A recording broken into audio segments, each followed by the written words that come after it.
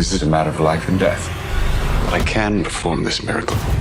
With our visual effects approach on Oppenheimer, there's one sense in which computer graphics is the obvious way to do it.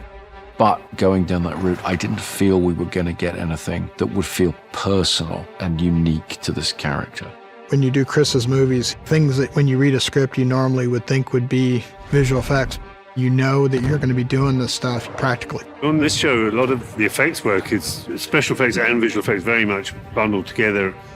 Andrew, together with Scott Fisher, they had to film the world of quantum physics.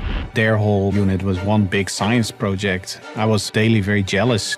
The two of them did a lot of R&D. They did a lot of experimentation. They came up with some very interesting analog methods.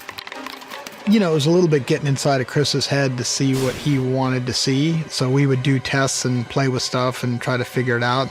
So it was constantly evolving. You show it to Chris, he's like, yeah, that's the right idea. Now we're going to do it in IMAX. We used a lot of different traditional methodologies, you know, working with cloud tanks, water, all different kinds of macro lenses, high-speed cameras, and some very low-tech approaches to some of these concepts. The thing that they did in the bedroom with Cillian, the spinning atom, it just allows you to use takes and footage where he's actually looking at something. You know, Oppenheimer sees things in sort of different dimensions, so sometimes when his brain is going, the background is vibrating, and that's all done in camera. That's the beauty of like stuff that you do in camera is it can be full size, it can be half size, and depending upon how you photograph it, you know, if it looks right, then the scale's right. We wanted that Trinity explosion to be both beautiful and mesmerizing, but horrifying in equal measure. I think for modern day effects, this is kind of bigger than normal. Back in the day, a lot of this was commonplace on a lot of movies, but I think now well, not quite this big. Okay, we're hot. Here we go. Roll cameras. Rolling. Rolling. What we were able to come out with and get into the finished film, to me, is extraordinarily beautiful, but also very frightening.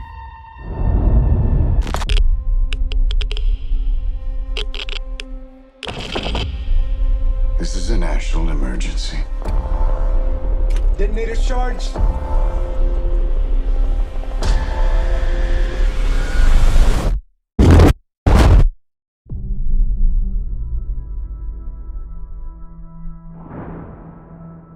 We're in a race against the Nazis. And I know what it means if the Nazis have a bomb. We have a 12-month head start. 18. How could you possibly know that? We've got one hope. All America's industrial might and scientific innovation connected here. A secret laboratory. Keep everyone there until it's done. Let's go recruit some scientists.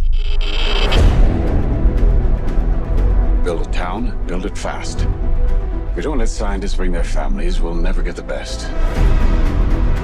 Why would we go to the middle of nowhere for who knows how long? Why? Why? How about because this is the most important thing to ever happen in the history of the world? You're the great improviser, but this you can't do in your head. Are we saying there's a chance that when we push that button, we destroy the world? Chances are near zero. Near zero. What do you want from theory alone? 0 would be nice.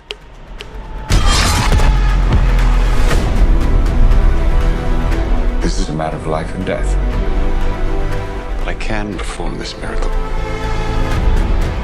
World War II would be over. Our boys would come home. That's happening, isn't it? The world will remember this day. Our work here will ensure a peace mankind has never seen.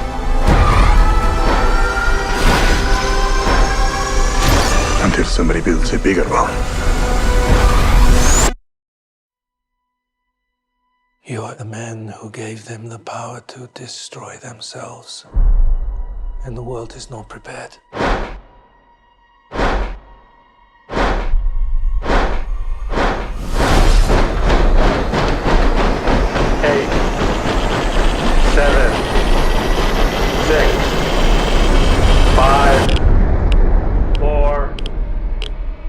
Truman needs to know what's next. 2, What's next? 1.